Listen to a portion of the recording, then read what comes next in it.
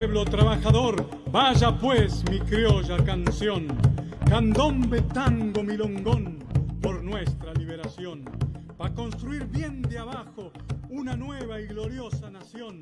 Unámonos codo con codo por un futuro mejor, obligados a volver, no es imposible, claro que no.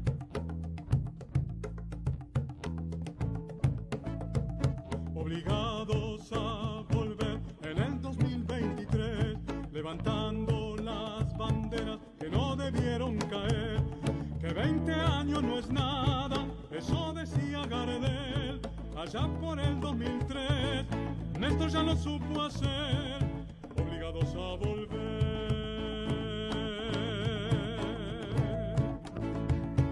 Retomemos el camino que ya conocemos bien, nada debemos temer de cara al amanecer.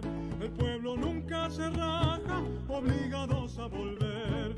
Salud, trabajo y cultura, por supuesto educación, sin agachar la cabeza ante el fondo, no señor.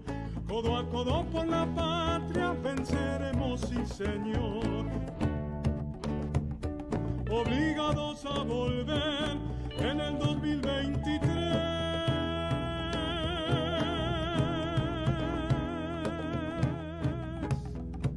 Con el pueblo por delante sabemos lo que hay que hacer. Por segunda independencia, obligados a volver, obligados a volver, cumpliendo nuestro deber. En el 2023 sabemos lo que hay que hacer, al ritmo de este candombe, con alegría y con fe, todo el pueblo de la mano, obligados a volver, obligados a volver, obligados a volver, obligados a volver, obligados a volver, volver, a volver.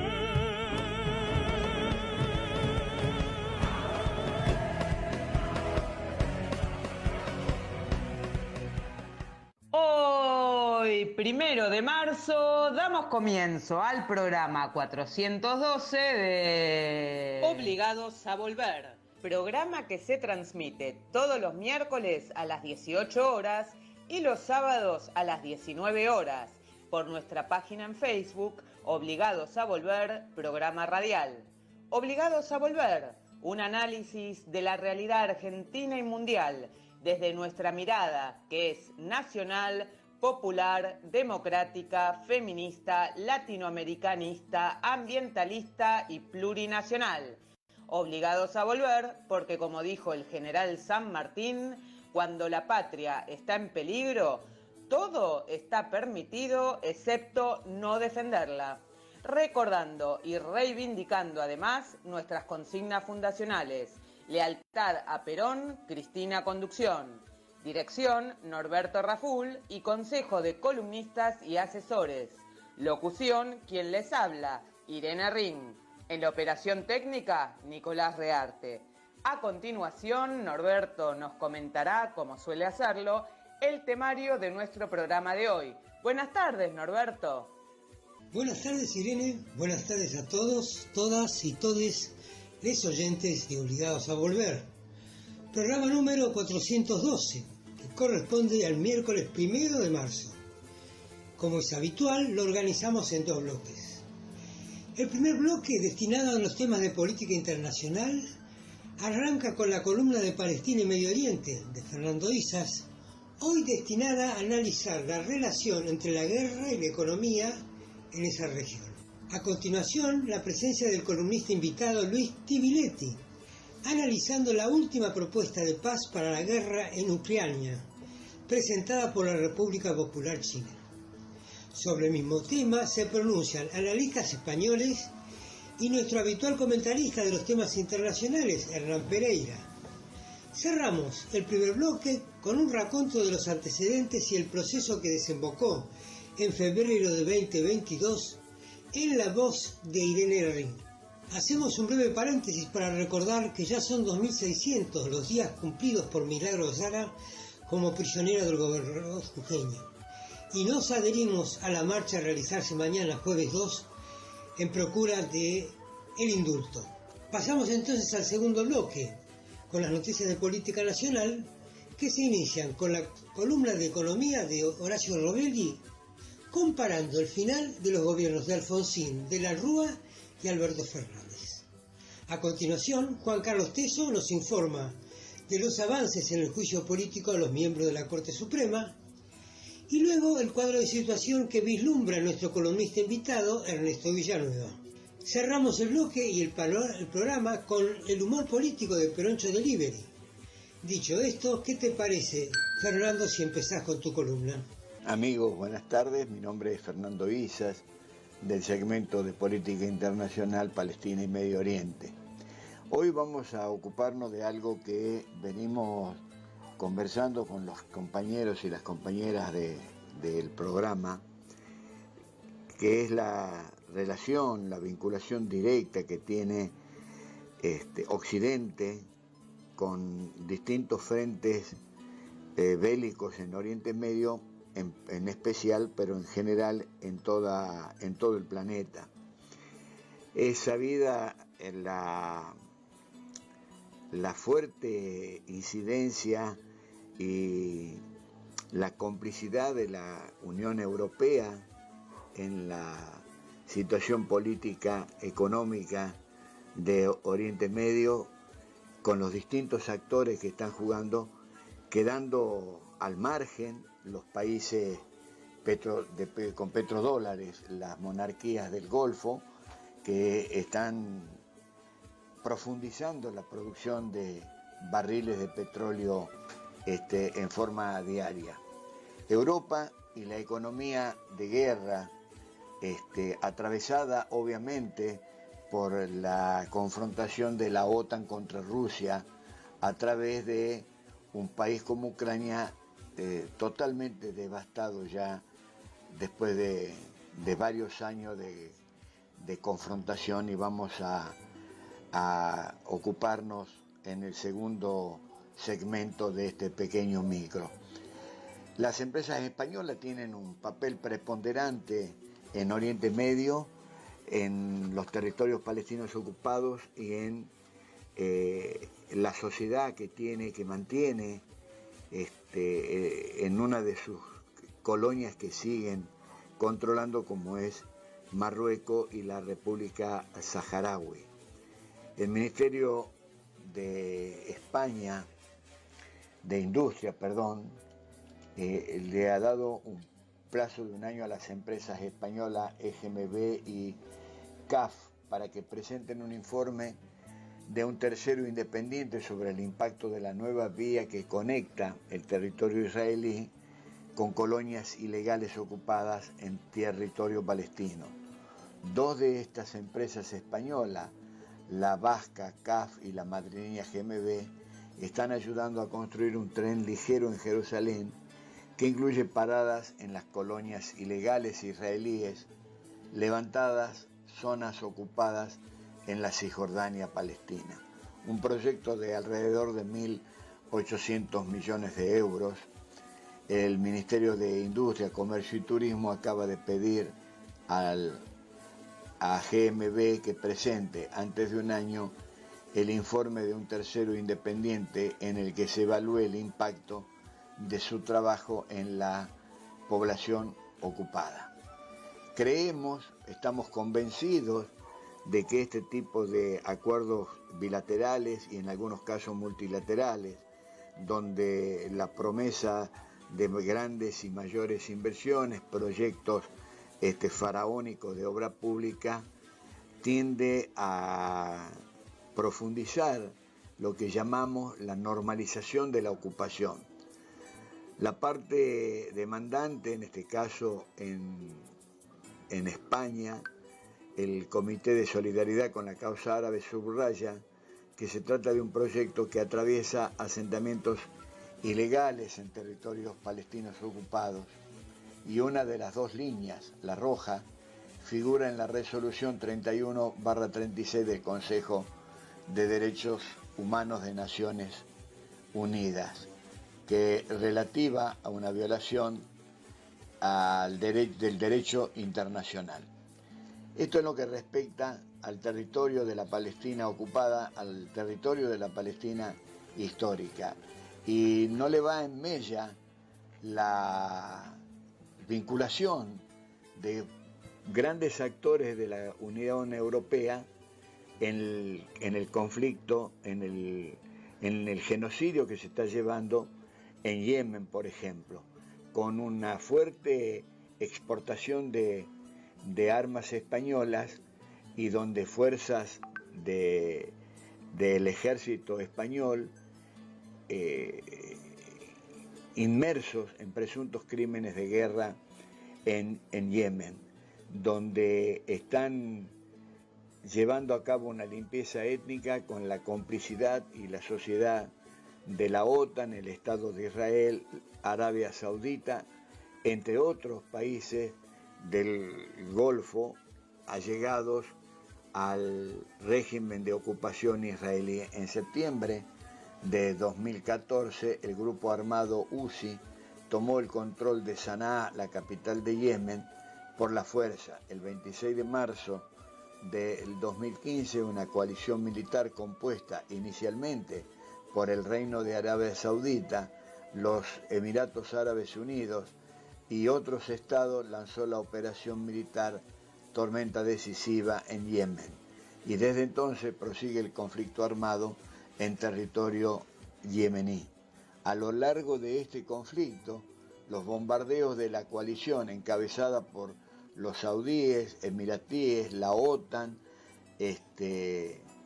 entre otros integrantes de la coalición, han tenido como objetivo, primero, la población civil y diversos objetivos civiles, instalaciones sanitarias, escuelas, espacios culturales e infraestructura que sirve a la población civil, edificios residenciales y encuentros sociales. Ya en marzo del 2015, organizaciones internacionales y organizaciones no gubernamentales han documentado de manera consistente dichos ataques, revelando un claro patrón de guerra aérea por parte de la coalición, que de manera indiscriminada y desproporcionada afecta a la población civil yemení.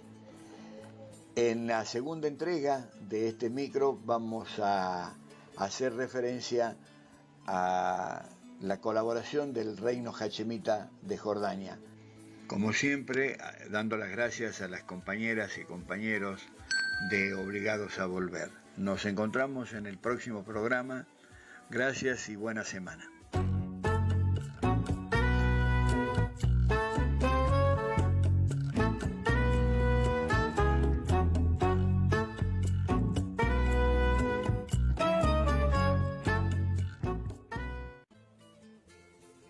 De Obligados a Volver.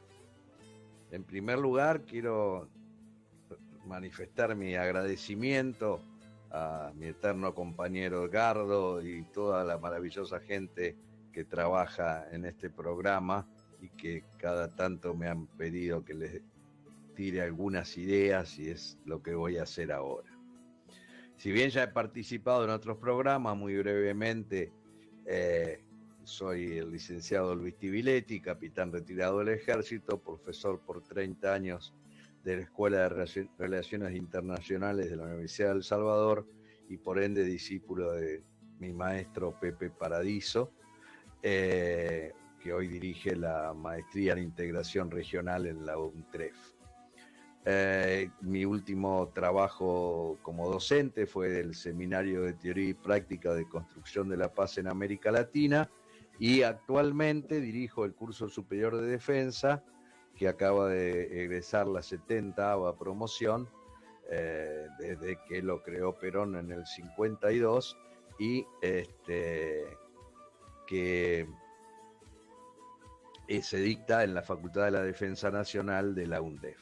Bueno, dicho todo esto, entonces vamos a hablar de nosotros y el mundo actual. Vamos a empezar por el mundo actual. ¿Qué está pasando en este momento, en este mundo, al aniversario de un año del inicio de la guerra en Ucrania, de la invasión rusa a Ucrania? Claramente estamos en una situación sumamente crítica, porque estamos en uno de los momentos que históricamente se califican como transiciones de poder. Es decir, es indudable, todos los datos globales, tanto económicos, de desarrollo industrial, de conocimiento, etcétera, demuestran que estamos en el momento del fin de la dominación global por parte de Estados Unidos y la Alianza Atlántica, es decir, la OTAN. Y siempre las transiciones de poder han sido con un enorme temblor en todo el sistema internacional que termina generando guerras. Entonces es imperioso entender esto y entender que además de esta transición de poder hay una crisis global de todo el sistema de control global que se había establecido a partir de los acuerdos posguerra, Segunda Guerra Mundial. Es decir, hoy las Naciones Unidas no están en condiciones ni siquiera, por poner un ejemplo, de mandar de nuevo una misión de paz a Haití. No pueden enderezar a la isla chiquitita y el país más pobre del mundo, no lo puede enderezar Naciones Unidas. Y nadie quiere enviar tropas a Haití porque la experiencia anterior terminó mal. Entonces, esto significa que hay una debilidad de todo este sistema. ¿Cuándo se empezó a caer el sistema? Que parecía después de el fin de la Guerra Fría, que ya era el fin de la historia, que ya estaba todo resuelto, que todos los problemas se iban a resolver a través de las Naciones Unidas y de todos los mecanismos de regulación internacional. Bueno, claramente esto comenzó con el meteorito que cayó en 2014 con la crisis de la subprime y que en vez de salir los estados a castigar a los bancos que habían entrado en ese juego perverso y recuperar el manejo de las finanzas globales, hicieron todo al revés, salieron a salvar a los financistas, a los bonistas de todo tipo y produjeron un caos porque se generó una financiarización descontrolada, los estados perdieron la capacidad de regular los flujos de fondos internacionales y frente a eso se empezó a generar una situación permanente de crisis en cada uno de los estados, hasta que en el 2014 se pagaron las consecuencias de eso y ya directamente la crisis del 2014 llevó a la generación de una terrible desaceleración del comercio, una desglobalización de la producción y finalmente a eso le tenemos que agregar el fenómeno de la pandemia con todos sus condimentos, con lo cual lo que queda es un año 2023 donde el 2022 la invasión, la operación militar especial de Rusia frente a las provocaciones de la OTAN de acercar su frontera, de acercar las armas nucleares tácticas a su frontera, terminó desatando este caos en el cual estamos hoy. Frente a esto, obviamente, nuestra región, nosotros, lo que obviamente se ve es una presión de los viejos sectores, digamos, de la famosa globalización neoliberal, financierizada, que quieren que sigamos aferrados absolutamente a los Estados Unidos y lo que ahí pueda suceder. Siendo que en Estados Unidos hay dos proyectos, uno que es recuperar lo nacional y terminar con el dominio de las finanzas, abandonando el dólar, y el otro que es seguir anclados al modelo que fracasó, pero que no quieren abandonarlo porque es en donde tienen los intereses los sectores de lo que se llama en Estados Unidos el establishment profundo. Frente a eso nosotros desarrollamos la idea de una, ¿cómo se dice? Perdonen, el tema de el no alineamiento activo. Y ese no alineamiento activo, propuesto por un grupo inicialmente de académicos y diplomáticos chilenos y que luego se fue expandiendo y que es prácticamente hoy la idea de toda lo que es la CELAC, ese no alineamiento activo frente a esta situación de guerra hoy tiene que expresarse en apoyo a la última propuesta de la semana pasada de China, es decir, la reconstrucción de Naciones Unidas desde todos los países del sur global y desde allí exigir al Consejo de Seguridad que resuelva la crisis antes que siga escalando y nos lleve a un holocausto nuclear. Bueno, me he expandido un poquitito más, pero creo que por lo menos les he dado pie para que puedan ustedes seguir conversando y discutiendo alrededor de esta realidad y estas propuestas. Muchísimas gracias y un gran saludo a todos.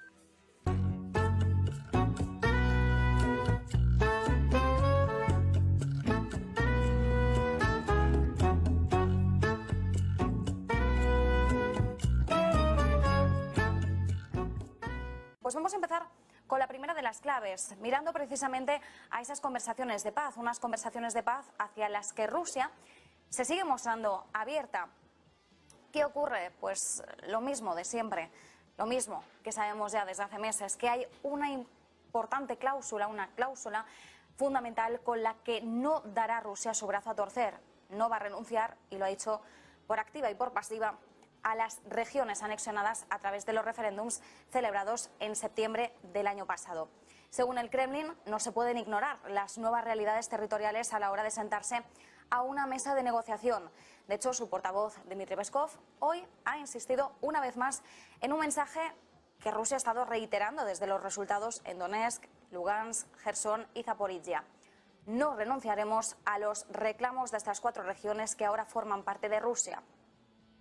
Y hay que tenerlo muy claro, este es un punto importante porque al igual que ocurría, por ejemplo, con el protocolo de Irlanda del Norte en el caso del Brexit, que era un punto de inflexión, un obstáculo crucial para seguir avanzando en ese proceso de divorcio del Reino Unido de la Unión Europea, pues en este caso aquí tenemos también este escollo. La cuestión territorial a través de los referéndums es uno de los principales puntos de fricción que impiden el avance hacia unas posibles conversaciones. No es el único punto. Por supuesto, luego está el rifirrafe entre Rusia y Occidente respecto a qué es lo que está ocurriendo en el conflicto bélico, en el frente de batalla. ¿Por qué Occidente sigue armando a Ucrania? Y Occidente, mientras tanto, mirando a si China está proporcionando también armamento a Rusia. Es decir, este no es el único punto de fricción, pero como queremos señalar, es uno de los puntos principales en estos momentos. Rusia pide a Ucrania que ceda las regiones porque ahora las considera propias, pero Ucrania no está dispuesta a prescindir de unos territorios que defiende como suyos.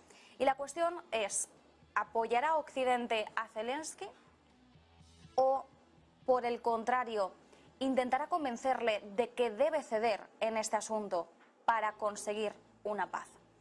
Y ojo, porque ya lo estuvimos viendo ayer, una cosa es el mensaje que nos llega oficial de puertas para afuera de los líderes occidentales y otra cosa es la que se habla de puertas para adentro. Ayer les citábamos unas informaciones que recogía Wall Street Journal de fuentes cercanas indicando que de puertas para adentro líderes europeos, como es el caso del francés Macron o el alemán Olaf Scholz o por ejemplo Rishi Sunak, el primer ministro británico, le habían dicho a Zelensky que no iba a conseguir Crimea seguramente y que se preparará para negociar bajo unos términos que quizás no son los que más desea el presidente ucraniano, pero en pocas palabras, en esa cena en el Eliseo, Macron y Scholz le dijeron a Zelensky: no hay posibilidad de que ganes. Pero ¿cuál es el mensaje que recibimos de puertas para afuera?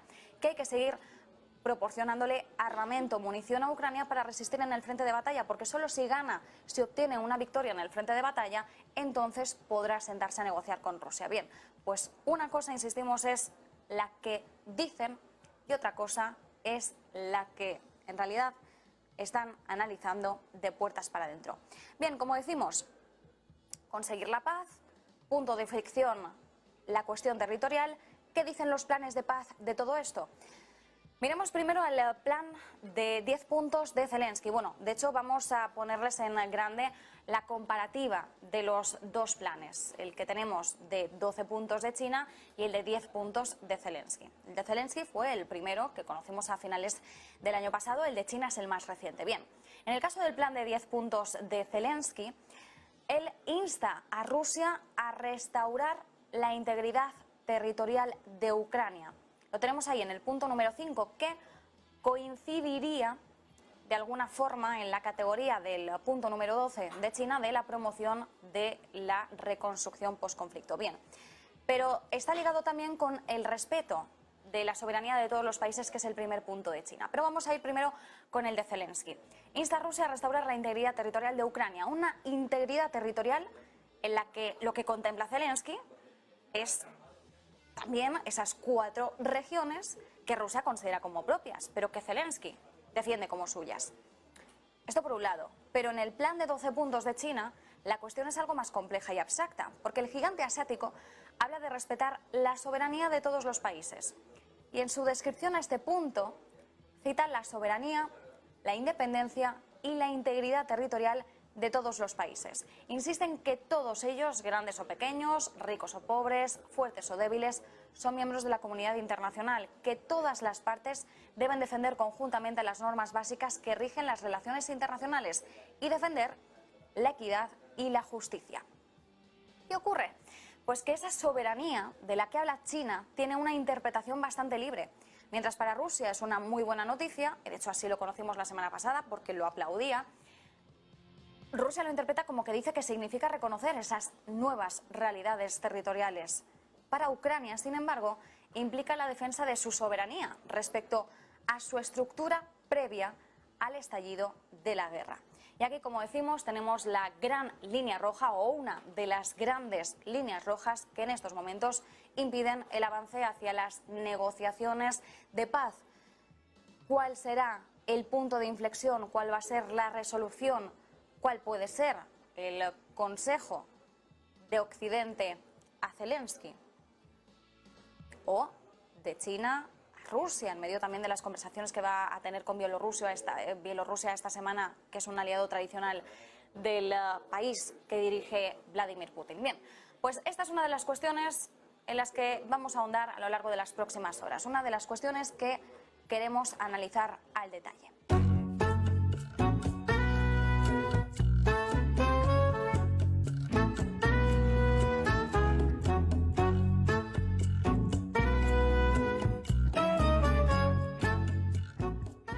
Buenas tardes, compañeros. Este es el informe de política internacional. Mi nombre es Hernán Pereira, soy colaborador de Obligados a Volver desde hace ya varios años. Sin duda que sigue en el centro de la política internacional la guerra en Ucrania, que, bueno, habíamos ya comentado en nuestra anterior salida, cumplía un año el 24 de febrero. No hubo grandes acontecimientos en torno al cumplimiento del aniversario. Siguen los combates en el sur de Ucrania y en la frontera, cerca de la frontera con Rusia, en la zona de las repúblicas reconocidas como independientes primero por Rusia y luego anexadas por Rusia como parte de su territorio. Los ucranianos han reconocido que militarmente están en una situación apretada, pero que tienen confianza en la ayuda de Occidente, la entrega de tanques que ya comenzó, y siguen pidiendo aviones de guerra, sobre todo los F-16 de Estados Unidos. Pero el presidente Biden ha dicho que por el momento no le van a dar, que no los necesita estos aviones de guerra. La novedad es la participación más activa de China en cuanto a la presentación de un plan de paz.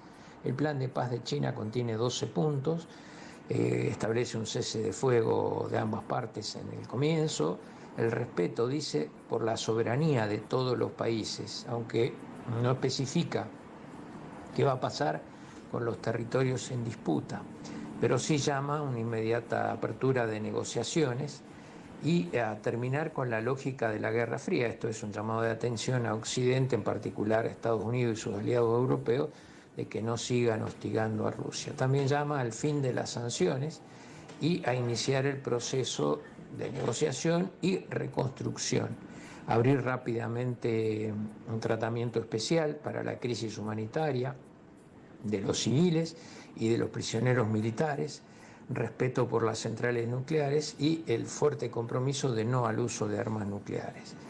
Además pide facilitar la exportación de cereales, con lo cual con esto y el fin de las sanciones estaría tirando una soga, un cable a la situación crítica de varias economías europeas por el desmadre que hay con los precios de la energía y el precio de los alimentos. Digamos, si esto fuera posible de poner en marcha, se reactivaría el comercio, tanto de Ucrania como de Rusia, con el resto de los países de Europa, y se supone que tanto el precio de la energía como el de los alimentos bajaría. Esto le quitaría presión a las economías, en particular del Reino Unido y de Francia, que están teniendo fuertes problemas inflacionarios, en particular Francia, ya que a la situación de la guerra se le suma una sequía sin precedentes que ha colocado a Francia en una situación de ahorro total del suministro de agua y de llamado del gobierno nacional al ahorro de agua en todas las circunscripciones del país para poder enfrentar un verano que se anticipa será muy difícil.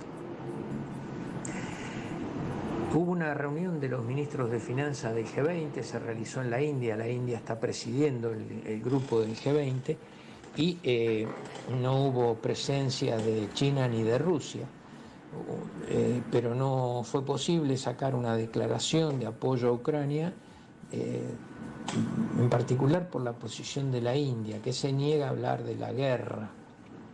De todas maneras, los ministros de Finanzas del G20, excepto China, Rusia y la India, se comprometieron a un plan de ayuda a Ucrania de 39.000 millones de dólares. Esto es realmente una lógica de Guerra Fría, ¿no? Es decir, un plan de ayuda muy cuantioso que va a permitir a Ucrania seguramente continuar con su acción militar y su resistencia frente a Rusia, que es la estrategia de Occidente, gastar al oso ruso tanto como se pueda en Ucrania, continuando con la estrategia anterior, que era rodearlo de países pro-OTAN, y que esto desencadenó finalmente la invasión a Ucrania. No digo con esto que la invasión a Ucrania en particular tenga como justificativo lo que estaba pasando. Podría tal vez haberse continuado con negociaciones políticas y con sanciones y aprietes económicos, pero la situación está como está y nosotros no la vamos a cambiar. Para la Argentina, la situación sigue presentando aristas importantes, porque Argentina está a punto de convertirse en exportador de gas y de petróleo por la producción de vaca muerta, y ahora lo que puede pasar en el mar frente a Mar del Plata y lo que puede pasar en el norte de Santa Cruz con el descubrimiento de otra vaca muerta por parte de las empresas petroleras, que también tiene su extensión en el Golfo de San Jorge. Esto y la construcción de una planta para poder generar gas licuado en las inmediaciones de Bahía Blanca por parte de YPF y Petronas generaría todas las condiciones para que Argentina pueda vender el gas a los países europeos, por ejemplo. Y también genera ventajas la guerra en cuanto al precio de los alimentos. Argentina es productora de alimentos. De todas maneras, el encarecimiento de los fletes y todavía las compras de gas que se están realizando para garantizar el abastecimiento para el próximo invierno generan un costo adicional para el país que el ministro de Economía, Sergio Massa, ha estimado en el orden de los 10.000 millones de dólares. Habrá que ver cómo se pueden aprovechar todas estas situaciones. Argentina, de hecho, no tiene ningún tipo de injerencia ni en el desarrollo de la guerra, ni en su probable finalización a partir de situaciones políticas que se pueden dar y en las que influimos realmente poco.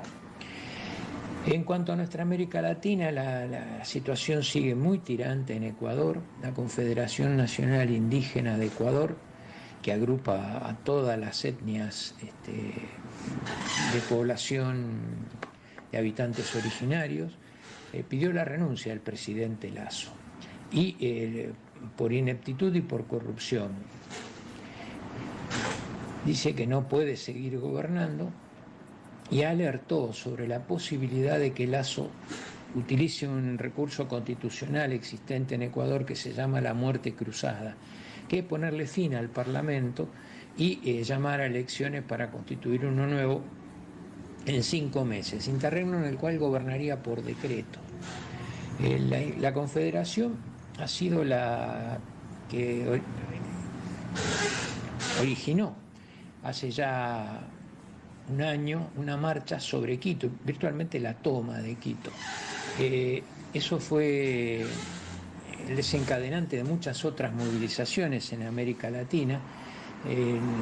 Culminó aquellas jornadas de lucha, culminaron con la reducción del precio de los combustibles que el gobierno de Lasso había permitido aumentar en forma realmente desproporcionada. Intervino la Iglesia Católica como mediadora y finalmente el gobierno de Lasso dio marcha atrás. No hay ahora un llamamiento a cercar Quito nuevamente, pero la posibilidad está. El 8 de marzo, el Día Internacional de la Mujer, la Confederación ha adelantado que va a participar en todas las movilizaciones a lo largo y ancho del país y se puede esperar que vuelva a recrudecer el clima de violencia por la represión que impone el gobierno y por toda una serie de un entramado de intereses que la derecha ecuatoriana está manejando, que se vinculan, según la propia CONAIE, con el narcotráfico y con la fuga de divisas del país. En esto ahora la Confederación Nacional Indígena está coincidiendo con posiciones del expresidente Rafael Correa. Recordemos que Correa fue condenado a 8 años de prisión por supuestos hechos de corrupción. Está asilado en Bélgica y el partido de Correa logró un resonante triunfo en el plebiscito del 5 de febrero que dejó al gobierno de Lasso virtualmente knockout.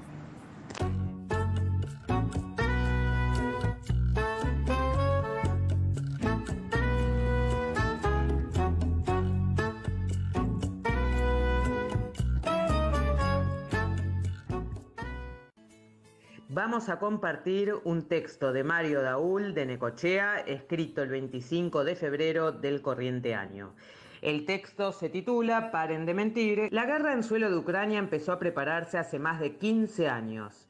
La denominada Primavera Árabe, 2010-2012, revueltas populares en diversos países, Egipto, Libia, Siria, ahora sabemos que fueron organizadas, fogoneadas y armadas por Occidente a través de la CIA, el Mossad, el MI5, más la colaboración de innumerables ONG democráticas y simpáticas, occidentales por supuesto.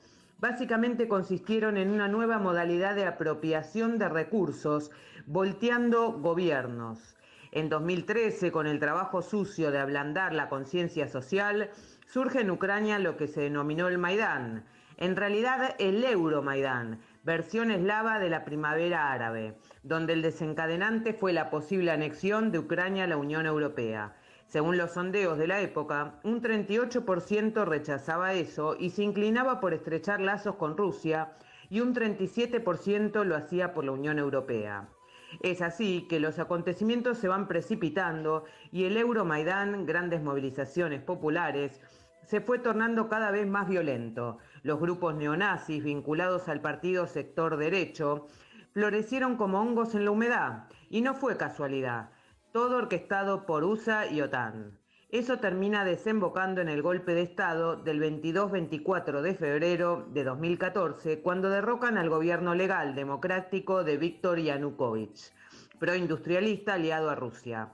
Allí se desatan las hordas nazis, produciendo todo tipo de crímenes. El más recordado fue la quema de la Casa de los Sindicatos el 2-4 de mayo de 2014, donde asesinaron mediante el fuego, incendiaron lo que era la CGT de Ucrania con la gente adentro, a 48 personas y hubo 250 heridos.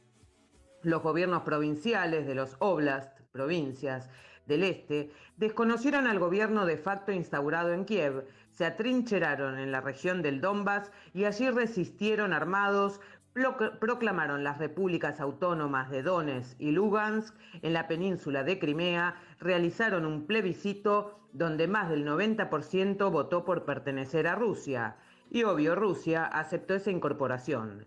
Cabe destacar que Crimea fue cedida por Nikita Khrushchev de Rusia a Ucrania el 19 de febrero de 1954. Los continuos ataques de Kiev, donde el neonazi batallón de Azov tomó el control total de las Fuerzas Armadas de Ucrania y desató una guerra contra las repúblicas autónomas, provocando más de 12.000 muertes entre 2014 y el 22 de febrero de 2020, fueron 8 años de brutales crímenes contra la población civil de esas regiones. Rusia, Bielorrusia, Ucrania y la Unión Europea firmaron los acuerdos de Minsk, mediante el cual debían suspenderse los ataques e iniciar el camino de las negociaciones para encontrar una paz duradera.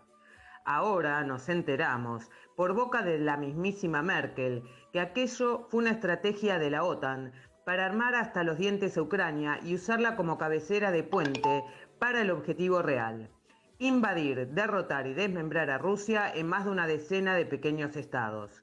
Mientras tanto, Rusia aún no tenía el poderío táctico y estratégico con que cuenta hoy. En la última década, 6 de cada 10 tanques de guerra que se construyeron en el mundo los hicieron los rusos. Ya tienen operativos los misiles de crucero hipersónicos, 9 veces la velocidad del sonido, los intercontinentales Sarmat, que viajan 27 veces la velocidad del sonido, y tienen 10 ojivas nucleares, cada uno que al acercarse al objetivo se desprenden y van hacia diferentes objetivos planeando.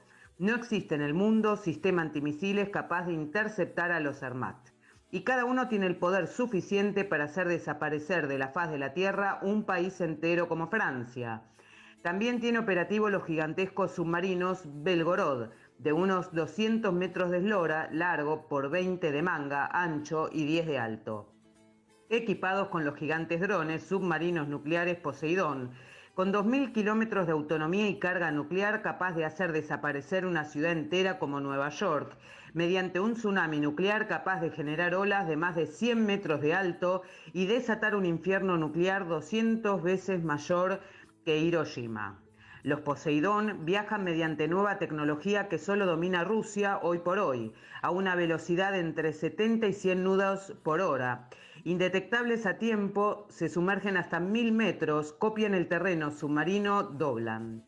Este poderío hizo que Rusia, con las espaldas bien cubiertas ahora, el 22 de marzo de 2020, lanzara la operación militar especial en Ucrania destinada a proteger las repúblicas autónomas, que días antes pidieron su incorporación a Rusia, desnazificando y desmilitarizando a lo que conocíamos anteriormente como Ucrania. Objetivo ya cumplido, hoy Ucrania ya no tiene armas ni municiones, depende totalmente de los envíos de la OTAN y también se está quedando sin material humano, pues las fuerzas más preparadas ya fueron abatidas.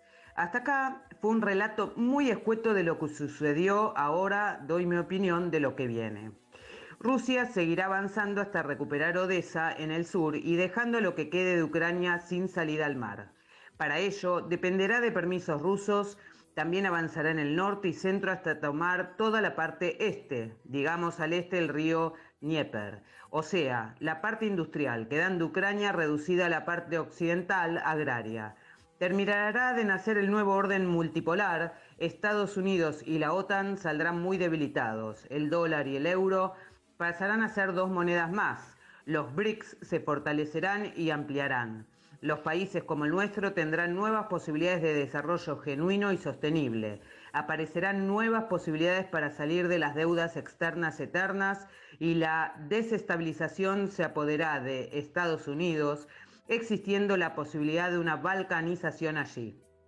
Cualquier semejanza que puedan ver con lo sucedido en nuestra parte del mundo, Argentina 2008, Honduras 2009, Paraguay 2012, Bolivia, Ecuador, Brasil, Argentina 2015, no es pura casualidad. Por último digo, no mientan más, diciendo que ayer se cumplió un año de la guerra en Ucrania, que en realidad se cumplieron 9 años de guerra en Ucrania. Rusia no empieza las guerras, las termina.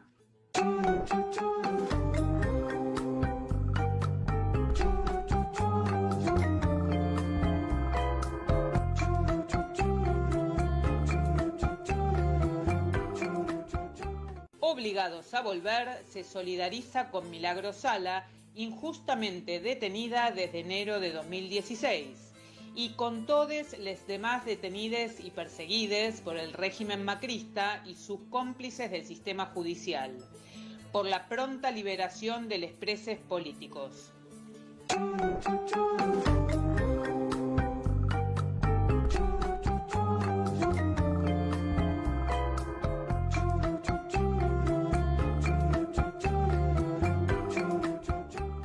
Obviamente este es un año de elecciones nacionales para cambio de gobierno y obviamente la presión de los grupos especuladores no deja en paz ni a este gobierno que le ha sido funcional y les hizo ganar mucha plata, ni tampoco a otros anteriores gobiernos que también le hicieron ganar mucha plata. Me refiero, por ejemplo, al gobierno de Alfonsín. En 1989 el gobierno de Raúl Alfonsín había legitimado, reconoció toda la deuda heredada de la dictadura militar y la legitimó, cambió los títulos firmados por nadie, porque quién era Domingo Felipe Cavallo, González Solar, o Daniel Pastore, o Jorge Hueve, que fueron los últimos firmantes de título de deuda cuando hicieron el famoso canje de deuda y los seguros de cambio. 4 funcionarios nombrados por 3 dictadores. Cambiaron esos títulos firmados por nadie, firmados por Juan Vital Zurruy y José Luis Machinea como ministro de Economía y presidente del Banco Central, respectivamente en el gobierno de Alfonsín. Sin embargo, pese a que le reconocieron toda la deuda, le pagaron con una brutal hiperdevaluación y una brutal hiperinflación. El dólar estaba a 17 australes con 62 centavos el 6 de febrero de 89. La presión fue tan fuerte, dejaron sin reservas de libre disponibilidad al Banco Central,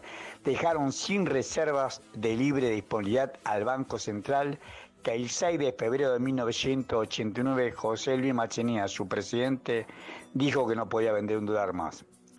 El dólar estaba a 17 australes con 62 centavos. En abril, cuando asumió el viejo Pugliese, pasó a los 100 australes. El 9 de julio del 89, cuando asumió Menem, 650 australes. Y recién terminó el 1 de abril del 91, un poco más de 2 años más tarde, a 10.000 australes por un dólar. De 17 australes con 62 centavos el 6 de febrero del 89 a 10.000 australes por un dólar. Y lo frenaron porque tuvieron que vender en el interín lo más preciado de las empresas públicas, YPF, Aerolínea, SEGVA, Obras Sanitarias, Entel, Ferrocarriles, Hidronor, la Caja Nacional de Ahorro y Seguro, etcétera, etcétera, etcétera, Somisa. Vinieron todos para poder cubrir una deuda que había beneficiado a estas empresas, a estas mismas empresas que después presionaron con el tipo de cambio. Héctor Manieto, que fue uno de los grandes beneficiados por el gobierno de Alfonsín, fue el que le dijo en la cara a Raúl Alfonsín: usted no comprende que ya estorba y tiene que renunciar antes que termine su mandato. El segundo derrape fue el de la Rúa. Y acá, Domingo Felipe de Cavallo, que en el gobierno de Alfonsín había ido a Estados Unidos para decirle que no le podían prestar a Argentina, acá sufrió lo mismo. Él le dio la convertibilidad, fue el que hizo las privatizaciones, le permitió ganar fortuna. Sin embargo, en el año 2001, el ministro de Economía, presidente de la Rúa, ni el Fondo Monetario Internacional ni el Banco Mundial le renovaron el crédito. Eso fue el síntoma de una brutal corrida cambiaria que él trató de frenar con el corralito y el corralón, o sea, impidiendo que pasaran de la plata de los bancos en plazo fijo a dólares. Así le fue, voló por el aire, pese a los favores recibidos. Y lo tercero es ahora, pero acá, si bien es cierto que este gobierno está reconociendo la deuda que engendró el macrismo por más de 100.000 millones de dólares, no solamente porque la está pagando, sino porque aceptó con una ley pagar esa deuda, una ley aprobada por el Congreso de la Nación que se debe pagar. Y ahí está el error, porque estamos legitimando una deuda que no se investigó. Legitimando una deuda que no se investigó, son más de 100.000 millones de dólares. Si uno dijera, bueno, con esto se recuperaron los puertos, se compró una marina mercante, nuevos ferrocarriles, nuevos aviones, se construyó 1 millón de viviendas, no se compró un ladrillo, no se hizo nada de nada. Benefició una minoría parásita y rentista, que es la misma minoría que está presionando ahora para que se evalúe el tipo de cambio, que total ellos ya lo fugaron y este gobierno se lo está legitimando, está en trámite de legitimación, que había que intervenir para suspenderlo. Pero la situación es distinta. Acá hay reserva de libre disponibilidad. De hecho, en diciembre del año pasado se cumplió la meta de tener 7.325 millones de dólares de reserva de libre disponibilidad. 7.325 millones de dólares de reserva de libre disponibilidad.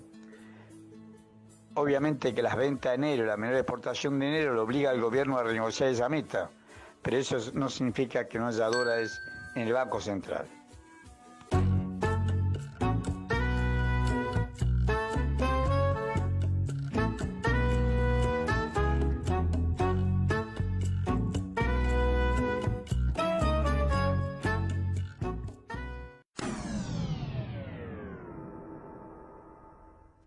Hola, buenas tardes. Soy Juan Carlos Teso. Hoy es miércoles 1 de marzo de 2023 y vamos a continuar con el tema que se viene analizando desde sus inicios en este programa radial de Obligados a Volver en relación al juicio político a la Corte Suprema de Justicia. Como comentamos en nuestra última intervención y luego de la aprobación de la admisibilidad de los expedientes contra los miembros de la Corte Suprema de Justicia, la Comisión Parlamentaria siguió avanzando con los 14 pedidos de juicio político promovidos, que acumulan más de 60 hechos que configurarán las causales habilitadas por la Constitución Nacional, mal desempeño y delitos cometidos en el ejercicio de sus funciones y que de ser probados resultarían en gravísimas violaciones institucionales.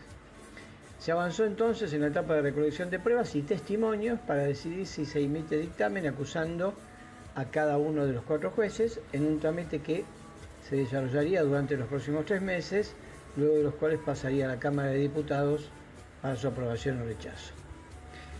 En relación a los testimonios que se deben recibir, la presidenta de la Comisión de Juicio Político, la diputada Carolina Gaillard, explicó que los funcionarios judiciales citados o a citar deben presentarse ante ese organismo a dar el testimonio correspondiente. Advirtió en ese sentido por consecuencias penales, por cuanto si no lo hicieran se remitirán los antecedentes a los organismos que ejerzan autoridad disciplinaria sobre ellos, en ese caso el Consejo de la Magistratura de la Nación o el Ministerio Público Fiscal, sin perjuicio de las responsabilidades penales y políticas que la Comisión entienda correspondan.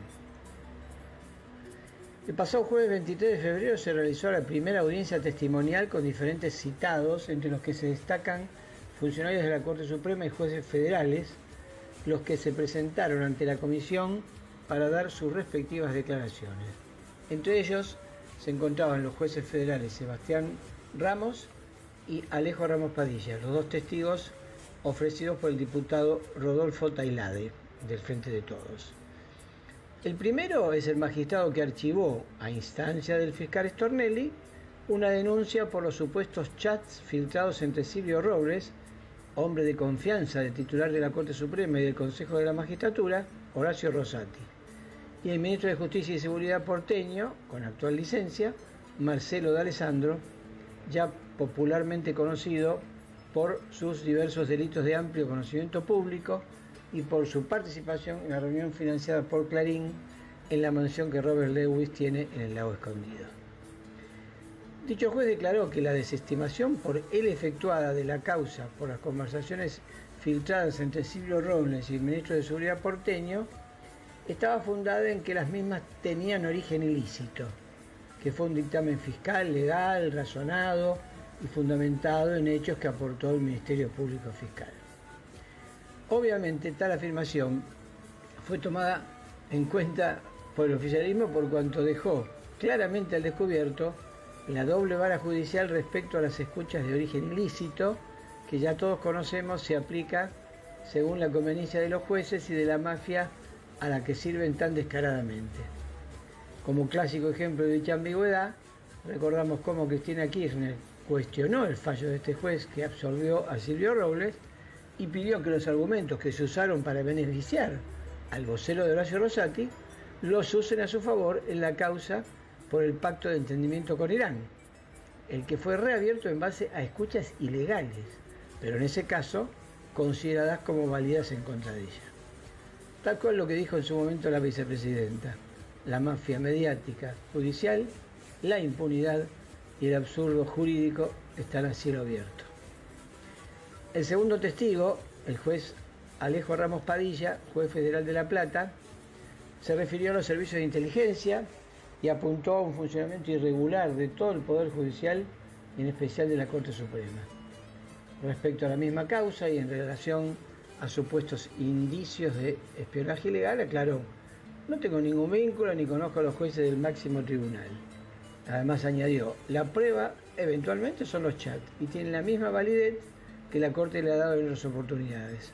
O sea, traduciendo, la misma vara para todos, porque eso es igualdad ante la ley.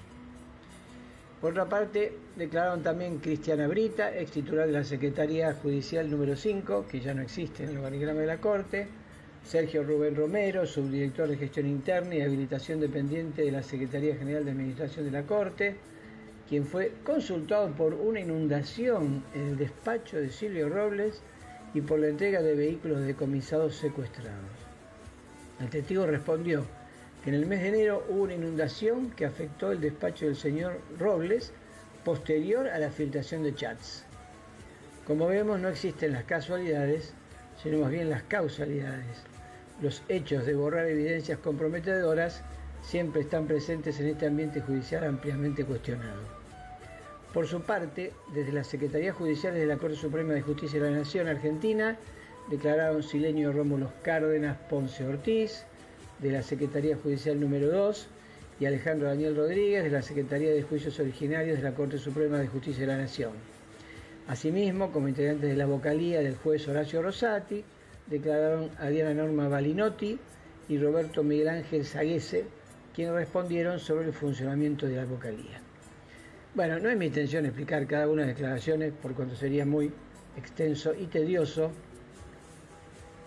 pero podemos decir con certeza que la primera audiencia testimonial en el proceso de juicio político a los 4 jueces de la Corte no fue infructuosa, o al menos eso sostienen satisfechos desde el frente de todos. En primer lugar, porque el puñado de funcionarios de la Corte Suprema, muchos de los cuales venían sufriendo fuertes presiones, no solo terminó compareciendo y declarando, sino que ofreció algunos detalles sobre el movimiento de expedientes y el movimiento y el funcionamiento del máximo tribunal, que desde el oficialismo no tardaron en tomar nota. Algunos hechos son celosamente guardados hacia adelante, tales como la citada inundación que arruinó las computadoras del despacho de Silvio Robles, poco después de la filtración de los chats, la participación de Robles en las audiencias de conciliación por la coparticipación entre Cava y Nación, la falta de explicación respecto de por qué se fijó en un 2,95% los fondos coparticipables de Cava, la existencia o no, 2 testigos se contradijeron, de un chat entre todos los funcionarios de la Corte, entre otros. Como era previsible, hubo fuertes críticas desde la oposición, que se retiró declarando como inválido todo lo que se estaba actuando, que estaba viciado de nulidad, pero que más tarde volvió a sesionar ante las noticias de una nueva filtración de conversaciones entre este y Marcelo D'Alessandro. Bueno, la reunión duró casi 8 horas y se avanzó con estas declaraciones en nuevas acusaciones contra la Corte Suprema, que van poco a poco configurando un cuerpo importante en el expediente de reuniones de la comisión. El siguiente paso será convocar como testigos a los fiscales Carlos Stornelli y María Laura Rotetta por su participación en la causa que investigaba los chats entre Robles y D'Alessandro y que Ramos archivó. Ramos dijo que lo que había hecho era darle lugar a todo lo que pidió el fiscal, dijo en la audiencia. Bueno, ¿quién era este fiscal? Precisamente Carlos Stornelli, quien recomendó el archivo. Si Robles hizo todo lo que recomendó Stornelli, vamos entonces a escuchar a Stornelli para saber qué ordenó archivar en tiempo récord, explicó el diputado Germán Martínez en declaraciones radiales y advirtió que sería un papelón que no se presentara. Obviamente, la comisión tiene muy presente que el fiscal, de larga trayectoria en sus intervenciones a favor del macrismo, fue en su momento declarado en rebeldía por haberse negado sistemáticamente a comparecer ante los llamados a indagatoria en la causa por la red de espionaje ilegal que funcionaba alrededor de Marcelo D'Alessio, tristemente célebre. Por lo tanto, entienden que es altamente improbable que asista y seguramente la comisión evaluará las responsabilidades penales y políticas que les correspondan por su inasistencia a declarar.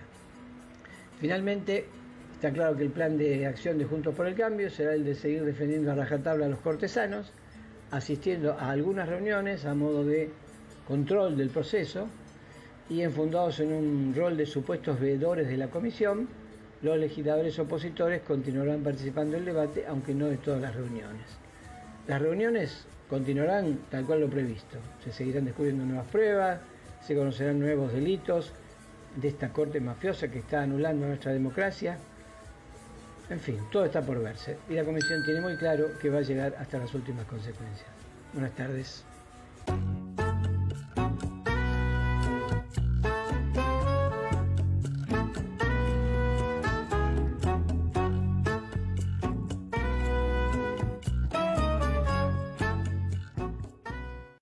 Buenas tardes.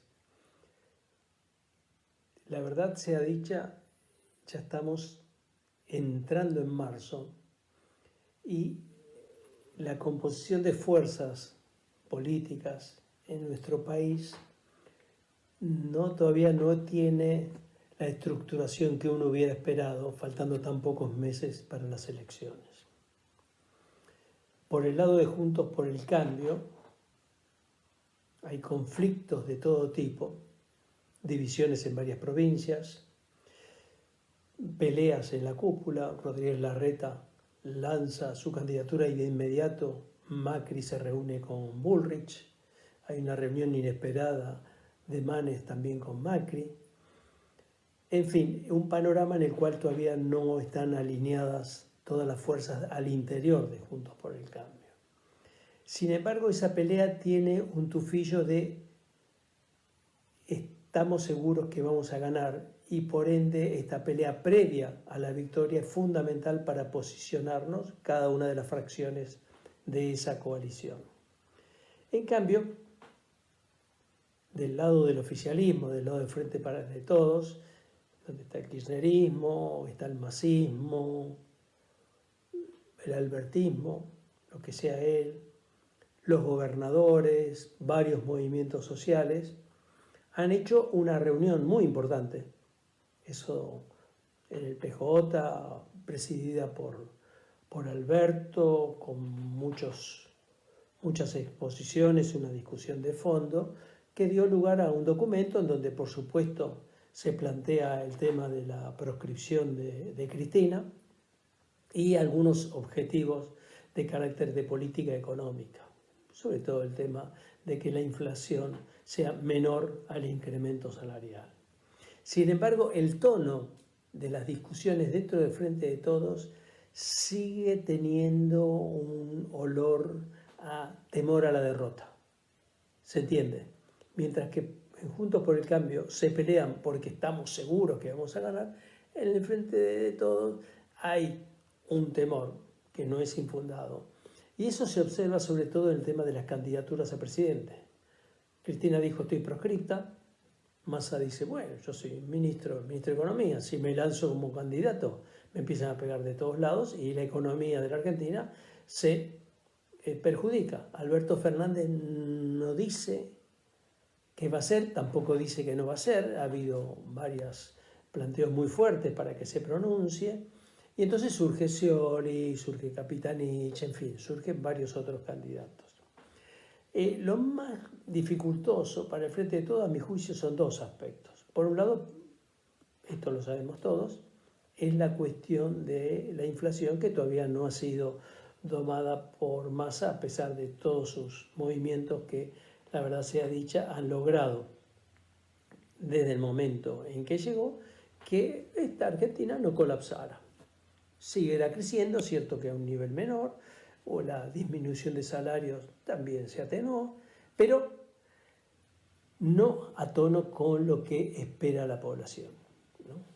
Si en cualquier supermercado, en cualquier almacén, en cualquier lugar, todo el mundo se queja de los precios, ¿no?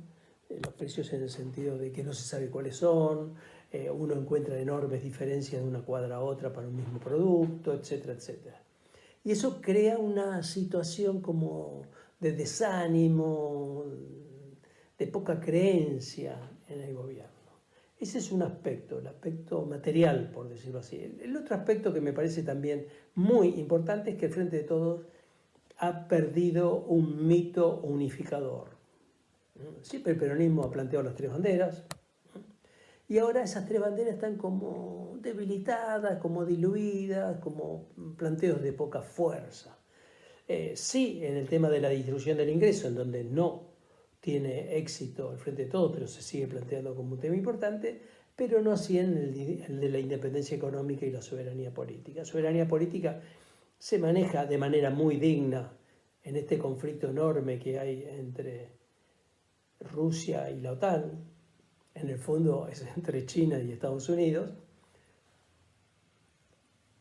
con una tercera posición, que por supuesto el diario La Nación dice, bueno, el país no se define. Justamente, nuestra definición consiste en que somos ajenos a esa situación, nos perjudica enormemente, pero nosotros, si bien estamos en contra de cualquier tipo de invasión, también reconocemos que existen maniobras muy provocadoras de parte de la OTAN y de los Estados Unidos. La explosión de ese gasoducto de Rusia que pasaba por Noruega, el armamento que se le brinda permanentemente a Ucrania, en fin, hay una escalada a nivel mundial muy, muy preocupante que nos perjudica. ¿Cómo actuaremos en los próximos meses? ¿Cómo el Frente de Todos definirá sus candidatos? Todo eso son como interrogantes que todavía están por dilucidarse. Por cierto, está toda la campaña ahora por Cristina, que va a persistir un mes, 2 meses más, y ahí se verá. Aparentemente, por lo que hubo en la reunión del Partido Justicialista, Cristina insiste en que ella no va a ser candidata y que le gustaría que fuera más acompañado por alguien de la Cámpora, preferentemente Guado de Pedro, seguramente. Estamos así. Estamos en una situación en donde los próximos meses va a haber elecciones provinciales, en general ganadas por el oficialismo, presuntamente, con ese clima más optimista de parte de Juntos por el Cambio y con ese panorama un tanto más pesimista por parte del Frente de Todos. Las cartas están echadas hasta ese lugar. ¿Cómo incidirá la cuestión de la existencia de un Brasil más progresista, de un panorama en donde la derecha no muestra un programa distinto a lo del pasado, hace ostentación de cuestiones que ya el neoliberalismo no brinda esa esperanza que brindaba en el pasado? Sigue la situación de cuestionamiento a las instituciones. Realmente lo que está ocurriendo en el Poder Judicial habla de una falta, yo no diría de ética, sino de no apego ni siquiera a las normas formales muy, muy grave. Habla de una decadencia que no sé, hoy, mañana, dentro de un año, dentro de 3, pero que eso va a llevar a una cierta forma de eclosión. Indudablemente, no se trata solo de la Corte Suprema, sino de una estructura que está muy lejos de satisfacer las exigencias de democracia de nuestros habitantes. Bien, seguiremos en la próxima entonces. Adiós.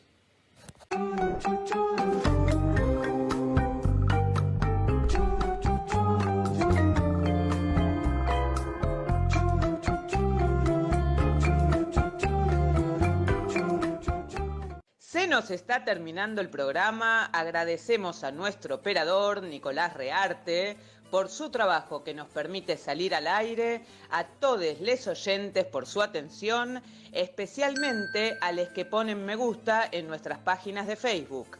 Antes de despedirnos, les recordamos que nuestro programa de radio, Obligados a Volver, se transmite todos los miércoles a las 18 horas y sábados a las 19 horas. Y tenemos una nueva propuesta, la entrevista, un buceo sobre los orígenes y actividades actuales de las personalidades destacadas los martes a las 21 horas. Este fue otro programa de Obligados a Volver, emitido desde nuestra página en Facebook, Obligados a Volver, programa radial. Volvimos, pero estamos obligados a seguir